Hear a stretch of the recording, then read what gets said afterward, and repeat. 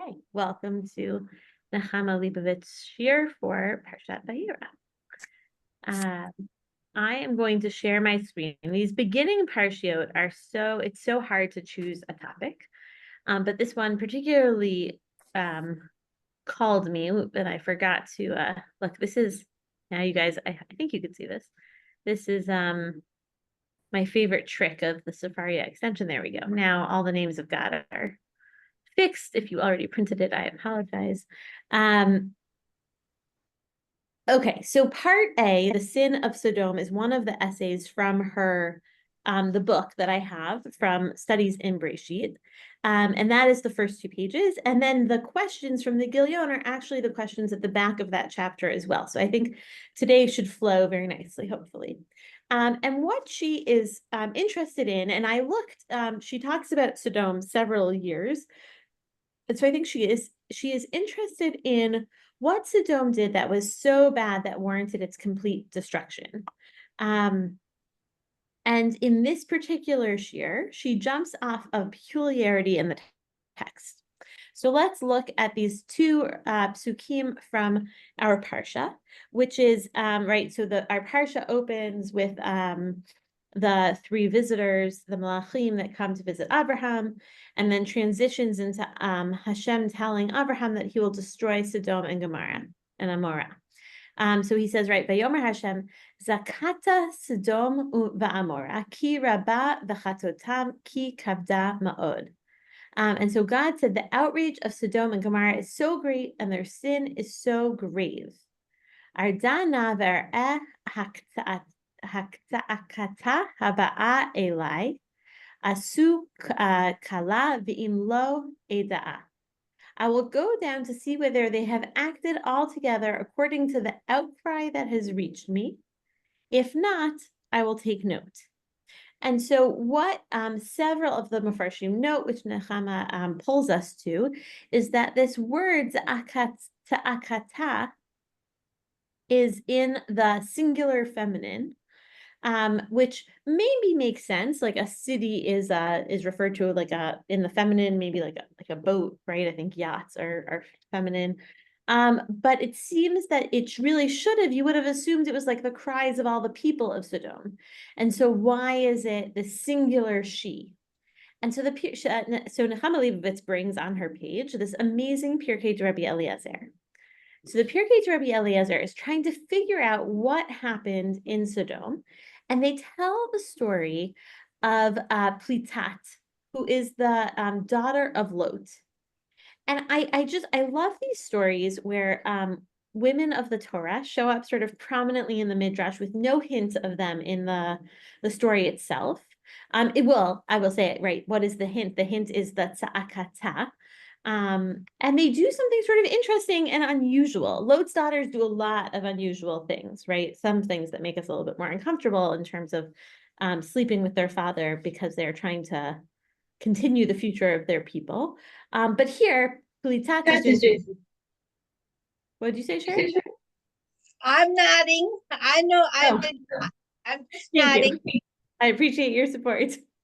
Okay, so Rabbi Yehuda says, he says, Hichrizu b'Sodom. They made a decree. Kol mi shehu machzik b'pat lechem ani v'avyon yitzaref ba'esh. Anyone who strengthens the hands of the poor or the needy with a loaf of bread shall be burnt by fire. So they made this proclamation that you could not feed the poor, and it was a capital offense. But Plitat bitosha lot haya nesu'a le'echad migdolei ha'ir. Right? She was a powerful person on some level because she was wedded to one of the magnates of Sodom, one of the great people of the city. And she saw ani echad medakdik berachov ha'ir. She saw this certain poor person who was sitting in the city. The agma nasha alav. Right, her soul was grieved on his account. So Plitat is different than all the other people of Sodom because she's unable to look away from the pain of someone who is suffering. And they bring a pasuk similar that she sort of maybe is echoing part of Eov. Ma asta, what did she do? B'chol yom hayta yotzeit lis'ov, hayta notenet bekad shala mikol mazon beita, u'ma'achalet lo'oto ani. She goes out and she feeds him. And she has to do it very carefully because she doesn't want to get caught. How does she get caught? The Anshe Sodom notice, they expect this poor man to die because he shouldn't be getting any bread, but yet he is getting bread, and so they say, well, someone must be feeding him. It's a terrible story, right? So sad. It's not enough that they make this public decree, but they go above and beyond that to ensure that it is kept to like the highest level. And so what do? When they ascertained the facts, they burned her. I mean, she was punished with the punishment that was stated for this crime. And she cried out at that moment. She cried out to God, Ribon kol ha'olamim, aseh mishpati v'dini me'anshe Sodom. Maintain my right and my cry at the hands of the men of Sodom. And it is this woman, Plitat's cry, that goes up to Shamayim. V'al tata akata lifnei kisei hakavod. Ba'oto sha'ah amar HaKadosh Baruch Hu ereda na ve'erek im ketza'akat hana'ara hazot ashu anshe Sodom. And so God says, well, now I will go down and see, right, quoting our pasuk, whether the men of Sodom have done according to the cry of this young woman. I will turn her foundations upward, and the surface therefore shall be turned downwards. And so here, right, it says not according to their cry, kitza'akatam, but kitza'akata, according to the cry of Plitat, the daughter of Lot. So I think this is it's a very powerful midrash. The idea that one person can cry out and cause God to come and do justice, I think is very, very powerful. Again, I like the sort of hidden, peeling back the layer of the actions of and the power of women in Tanakh, not always sort of on the surface. But the Midrash is also doing something that has nothing to do with Plitat per se. They're trying to figure out what the crime of Sodom was, right? And so here it seems, and Yechezkel echoes this, that perhaps the crime of Sodom, sort of got formatted funny here on 2 pages, is that they did not support the poor and the needy, right? And this seems to be the same idea as the Midrash. It's not based at all in the text itself, right? But there is some sort of hint of it. Yechezkel probably lived roughly concurrent to the time of the Midrash. The stories were probably known to him as well. He might have known about Plitat, right? A reference to the daughters maybe seems to indicate that. Sodom achotech, right? The sisters of Sodom. And he gives the same reason. So far so good. Okay, so now remember these words, not in the boxes, are that of Nechama Leibovich. So here she writes, but the height of their wickedness lay not in the activities of individual transgressors, but in the fact that such iniquitous behavior was clothed with a cloak of legality, raised to a level of a social norm, as our Midrash seeks to underline, right, that they issued a proclamation. So I think, right, that's step one. What is so bad about Sodom is like they have no shame. It's one thing when like you say that we should be nice to poor people, but we all sort of look away and no one cares. Sodom is willing to go out and say it and to enforce it. Their wickedness was not committed in secret as something to be ashamed of, nor was it the product of a spontaneous outburst of a populace provoked by irresponsible elements.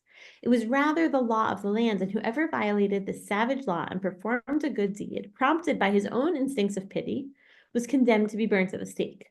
There is no remedy for such a society but total destruction.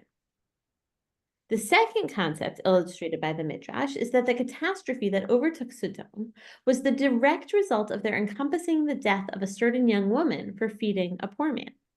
It was this one deed, this cry, that weighted the scales against them. And here she reminds us of the Hilchot Teshuvah from the Mishnah Torah, where perhaps you're familiar with the idea, right, that we say at any point in the year, right, throughout the entire year, we should behave as though we are the one that will unbalance the scales, the sides between sin and merit, right? Between chait and mitzvah. And so if someone does one mitzvah, then he tips the side of the scale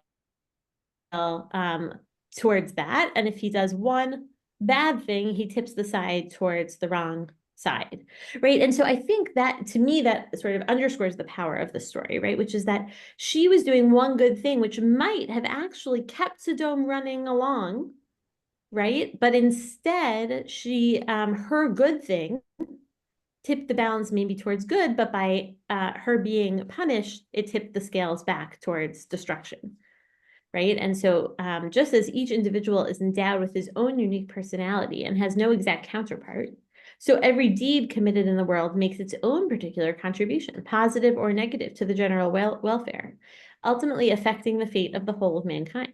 Man is no speck of dust or cog in a machine, but is created in the image of God, responsible for his every action to himself, society, and the world. Every act, however minute, is fraught with consequence for the future as far as his environment and beyond are concerned. It was the cry of that young woman, cruelly put to death, which weighted the scales against Sodom and sealed its fate.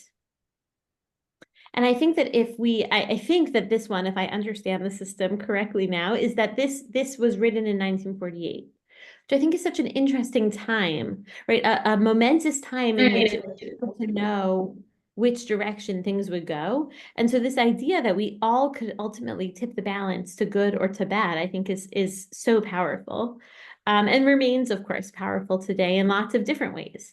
But to think about, Abraham in some ways tried to be that one person to tip the scales back, right? In some ways, we think about Abraham that way. But I think that I don't often think of the story of Sodom as one of personal empowerment. And I think the way that the Midrash has decided to tell the story, and what Nechama Leibovitz is picking up on, is this enormous amount of control and responsibility, right? With great power comes great responsibility that we can all have. And that's maybe the lesson of Sodom, right? Maybe it doesn't matter what Plitat was doing. Maybe she was teaching Torah. Maybe she was, helping widows. Maybe she was fighting for agunot. Whatever the thing that she was doing was, it was that one thing in her ultimate downfall that caused the destruction. And so maybe the reason is not so important as like the sort of the methodology behind it, I think is maybe part of what she's arguing here. So that's one way of looking at it, that the sin of Sodom is this sort of citywide legalized cruelty in restricting tzedakah, and specifically Plitat's death as a result of her sort of doing that on the side. But in her questions, right, and I think I'm coming to learn again a little bit more about the system of the Gilionot and the book, is that maybe she believes this, right? This is the source that she chose to put front and center in the essay, but she gives us some other answers to explore within the Gilion itself. Okay, so in the Gilion, she brings three sources. The Gemara from Sanhedrin, the Sukkim from Yechezkel, which we saw the first one of already, and then the Ramban, who is going to disagree. And we're going to look at those pieces and the Akedah Yitzchak, and try to answer the question of what are the Ramban's two answers here. Okay, it's a big task for our short time, but I think it's going to be great. So I will read this first part here, and then if someone wants to read the Ramban, maybe gear yourself up for that task of the Gilion, right? No side sitters in Nechama Leibovitz's class. So Yechezkel, right? We read this first verse, or we alluded to it. We sort of looked at it. That Yechezkel seems to attribute the sin of Sodom to that of not supporting the poor and the needy. And in the Mishnah, in the Gemara in Sanhedrin, it's expanded upon a little bit, right? Tanu Rabbanan, the sages taught that Anshe Sodom, they had become hadi, lo nitzka'u, ela bishvil tova shehivshia lahem HaKadosh Baruch Hu. They became hadi and sin due only to the excessive goodness that the Holy One, blessed be He, bestowed upon them. And it seems as though the Midrash and the Gemara understand that Sodom had some kind of wealth to it, right? We live, if you down here, the people of Sodom said, since we live in a land for which bread comes and has the dust of gold, we have everything that we need. It comes from like an overconfidence, right? They might not have become haughty had they not had this sort of like magical quality to their city. And so they ask, why do we need travelers as they come only to divest us of our property? Right? When you have something special, it often causes you to become greedier than had you not had that extra special thing, right? And they say, come, let us Torah regel. Come, let us cause the proper treatment of travelers to be forgotten from our lands, me'artzenu. And another quote from Eov that, right, that he breaks open a watercourse in a place far from inhabitants, forgotten by pedestrians. They are dried up, they have moved away from men. So it seems like what Sanhedrin is offering is this added bit about the wealth or the prosperity of Sodom, right? That seems to set them apart in some way. Had they just been a normal city, it seems like the rabbis might not have thought Sodom would have become as haughty, which is interesting. I think in a lot of ways that is true in life, right? Certainly when my kids don't think they have anything special, they're much quicker to share with each other. As soon as they realize the power they have, they start hoarding their resources. And so I can imagine that is true for grown-ups as well. And it's just, I think this is just an added level, right? They withheld their bread. They weren't kind to the stranger that comes to visit. But it all stems from this special quality that Sodom had. The Ramban takes it a step further. Does someone want to read in Hebrew or in English, well punctuated and vocalized, or in English? No worries either way. I'll read in English. I cannot do Hebrew. Thank you, Nelson. English is perfect. Okay. And we shall know them. Their intention was to stop people from coming among them, as our rabbis have said, for they thought that because of the excellence of their land, which was as the garden of the Eternal, many will come there, and they despise charity. Lot, however, came to them with his riches and wealth, and was given permission to live in Sodom, because he either asked permission of them or that they accepted him in honor of Abraham. Okay, wait, so 1 second. Perfect. Thank you, Nelson. Right, so the Rambam is answering another interesting question, which is Lot is not an original Sodom dweller. And so if we're saying that the Sodom population is famously not welcoming to newcomers, there is a sort of inherent question, why Lot, right? Why was Lot allowed? And so it seems like if you come with riches and wealth, right? He came with the rechush that he gets, in going with Abraham, that maybe that's what accepted him, or possibly Abraham's name already carried a lot of weight in that region, and so he was able to sort of trade on that name. But either way, the Ramban quotes, right, our Gemara, understands that there is a despising of charity and of visitors who might drain their land of its special qualities, and that Lot is somehow an exception to that.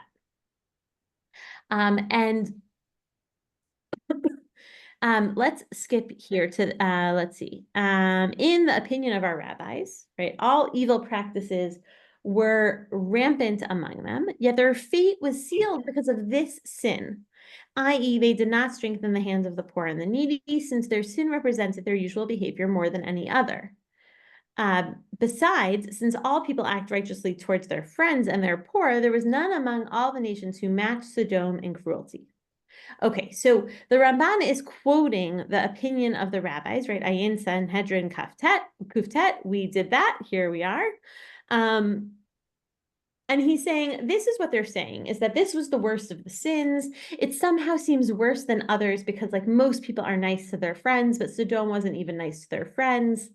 And this was their normal behavior. So they might have done lots of bad things, but this sealed the deal. However, the Ramban is going to give us different answers. I tried to underline what I think might be the two answers, but I welcome other people's suggestions if these are not they. Does someone want to read here from the Know That the Judgment of Sodom in Hebrew or English? I will. Thank you, Sherry. Know that the judgment of Sodom was due to the superiority of the land of Israel, since Sodom is part of the inheritance of the eternal and does not suffer men of abominations. Okay, so hold on. Thank you. That's perfect. So I can't pretend, even in our recorded session, that I totally understand this, but I think it is the key to the answer, right? The judgment of Sodom had something to do with it being in the land of Israel, right? And it personifies Israel to say that it does not suffer, right? Ve'ena sovelet, the land of Israel does not suffer anshe to'avot. Somehow it seems like maybe if Sodom was in another place that was not Eretz Yisrael, then God might not have punished them for their sins. They're being held to some kind of higher standard.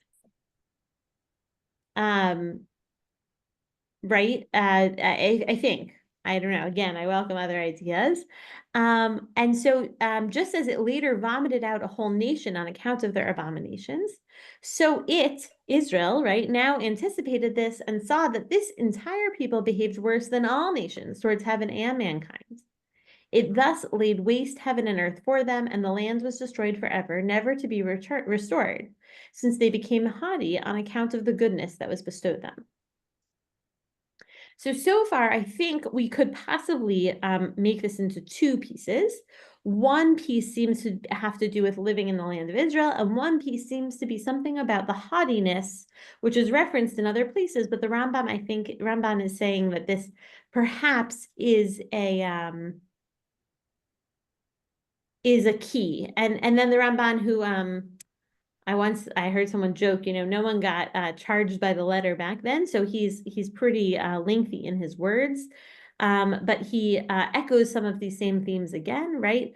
And then says, for there have been among the nations those who were evil and exceedingly sinful, and yet God did not do to them as God did to Sodom.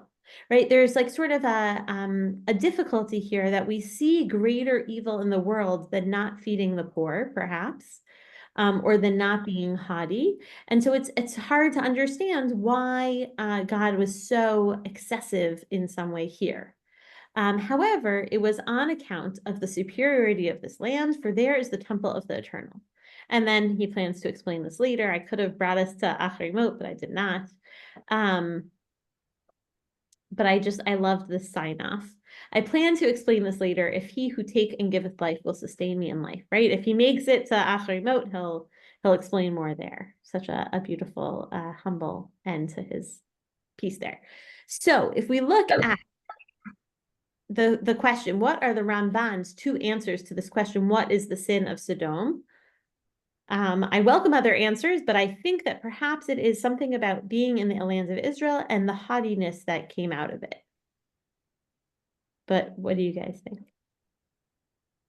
And also the fact that they made a law. They didn't sneak not giving charity.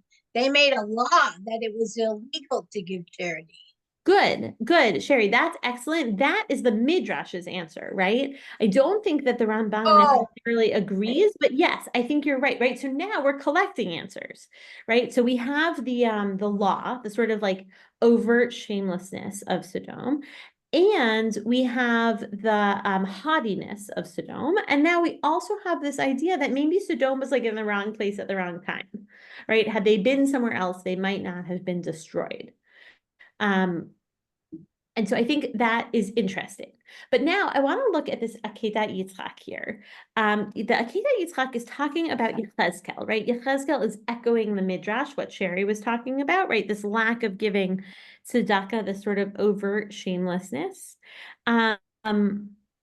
And he asks a really interesting question. Does someone want to read that in English or in Hebrew? Oh, sorry, I did it backwards, my normal way, because I put this in. Okay, I will read the Akedat Yitzchak. And the Akedat Yitzchak is because one of Nechama Leibovich's points was to expose us to people we might not know.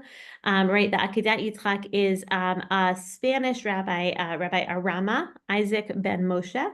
And the Akedat Yitzchak is a collection of his philosophical sermons on the Torah.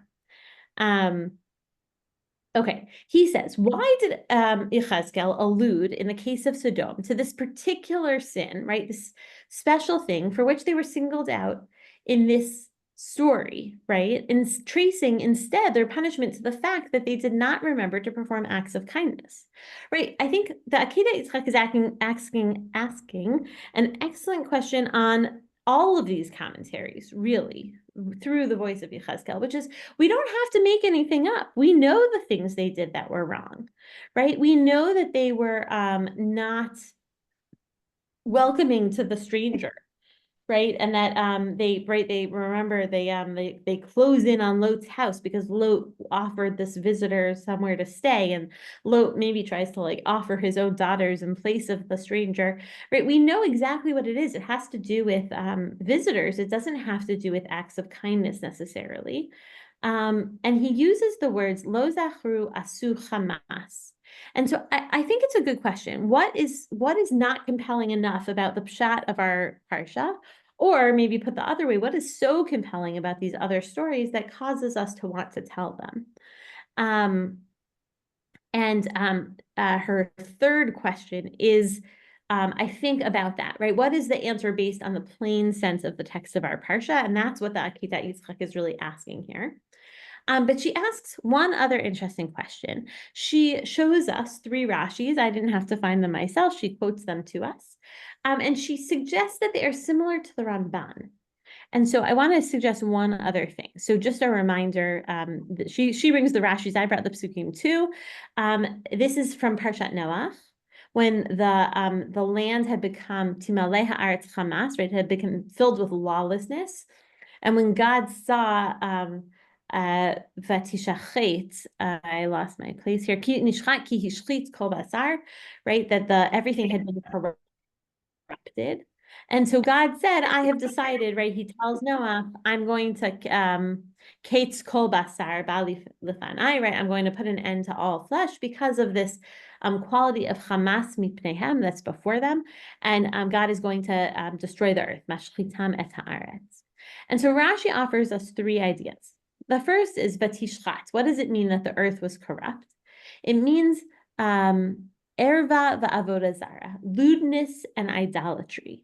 And he brings some psukim, and then he says, what does Hamas mean? It means gezel. So far, Rashi has given us 3 sins of the world, right? If we're thinking of Sodom as sort of the second iteration of something bad enough that deserves destruction, the first one, it seems like we're dealing with lewdness, erva, avodah zara, and gezel, robbery. And here we see, what does ki hishlit kol basar? It means even the animals had become in some way inappropriate. They were consorting with those outside of their species. I would say that's sort of maybe some extension of erva in some way. But even though they did these weird erva and avodah zara-y things, it was the gezel that tipped the scale. And so what I think, and again, I didn't have Rabbi Bieler's help this time, so I can't say for sure. But I think that what Rashi and Ramban are both doing is they're saying that, look, there were lots of things that Sodom did wrong, but one thing had to tip the scale, had to cause the destruction, right? Because people do wrong things all the time.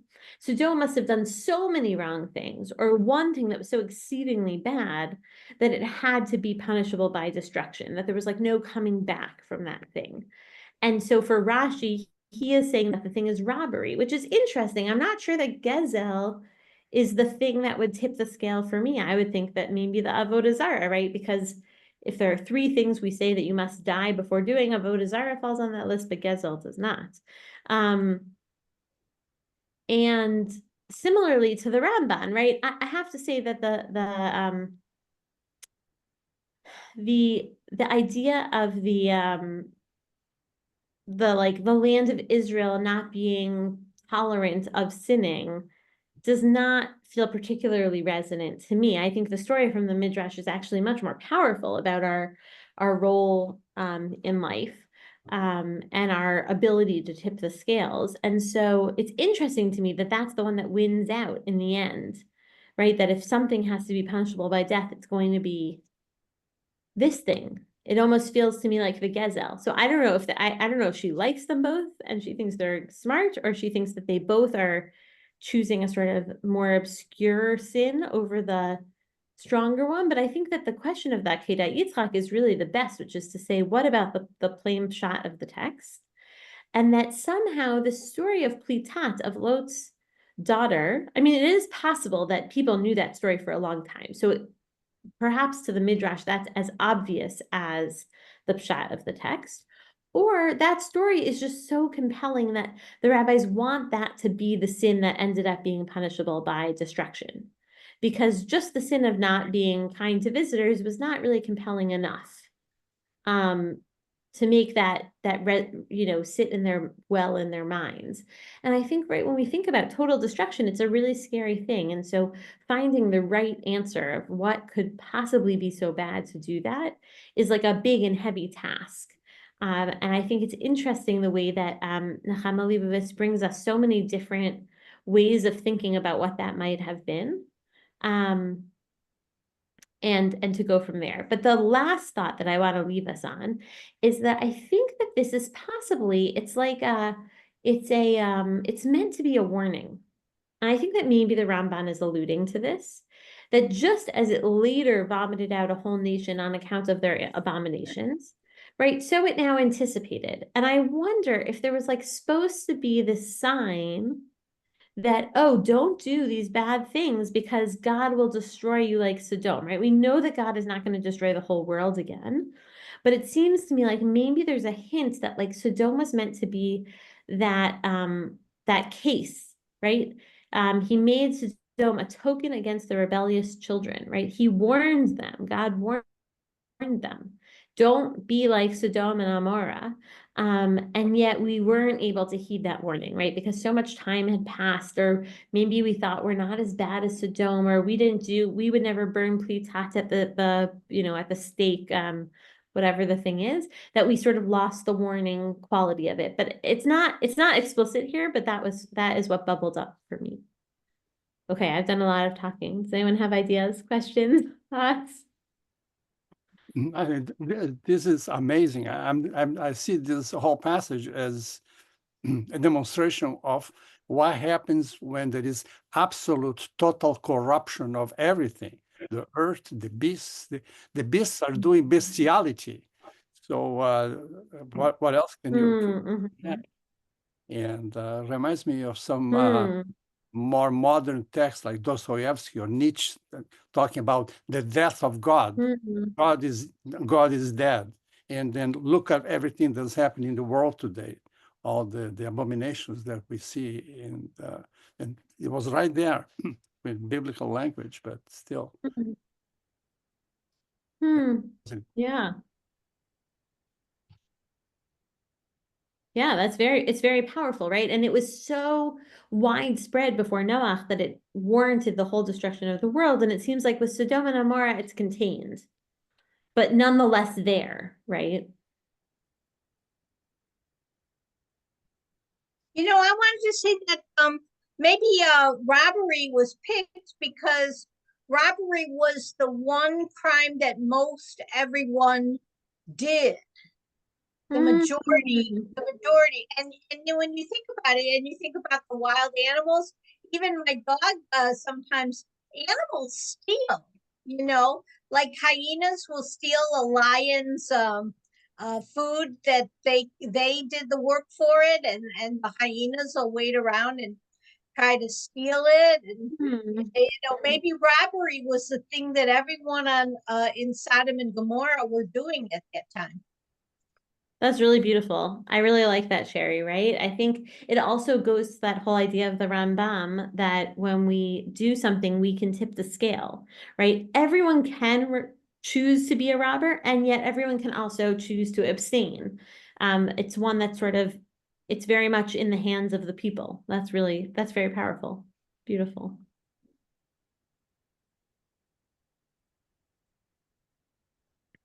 And it's something that is right in Sodom and Gomorrah, it wasn't even in the story of Plitat, it's not even that, right? If everyone had stolen, maybe it would have been okay. It was like the punishing of the lack of stealing, right? By not forcing the poor man to have to steal and then be killed. Plitat like ruins the fun for them, which I think is powerful. She took it away from the everyday person, the stealing, and she tried to remedy it.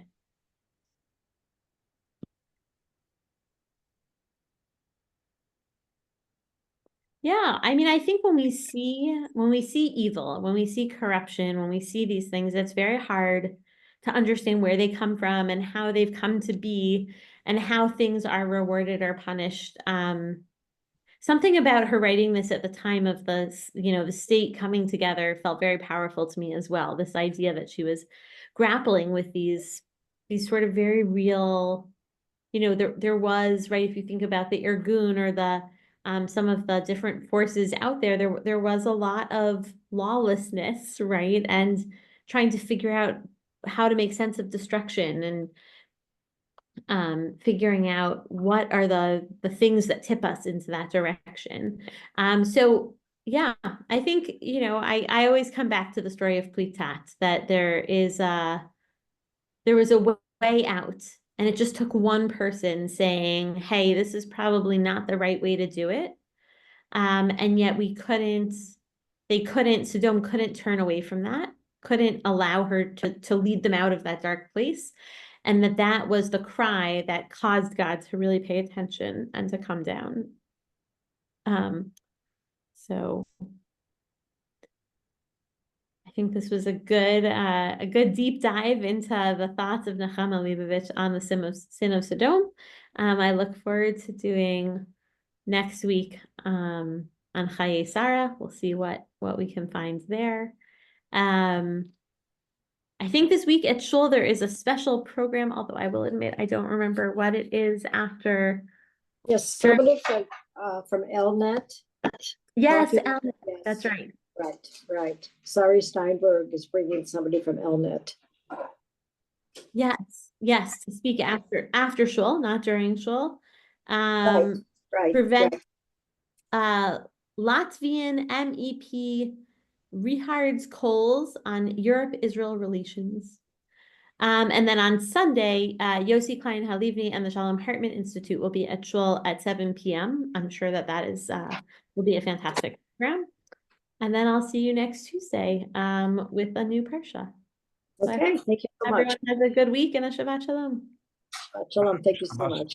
Bye-bye. Thank you.